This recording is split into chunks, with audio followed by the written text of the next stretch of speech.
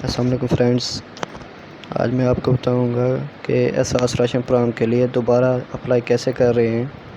तो इसके लिए वेबसाइट का लिंक जो है मेरी वीडियो के नीचे आपको मिल जाएगा डिस्क्रिप्शन में, ration.pass.gov.pk। इसको ओपन करेंगे, वहाँ पे राशन रजिस्ट्रेशन के ऑप्शन है, उस पर क्लिक कर देंगे तो आपसे डाटा मांगा जाएगा आपके शनाख्ती कार्ड के मुतल्लिक।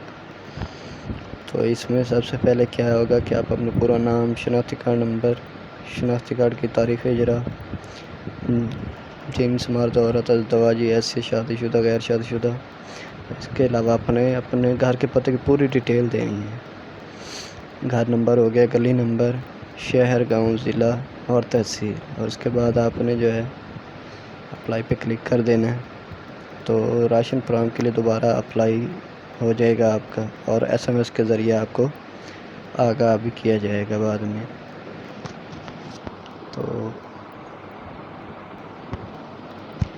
उम्मीद है इस वीडियो से आपको फ़ायदा पहुंचेगा। मेरा चैनल ज़रूर सब्सक्राइब कीजिए।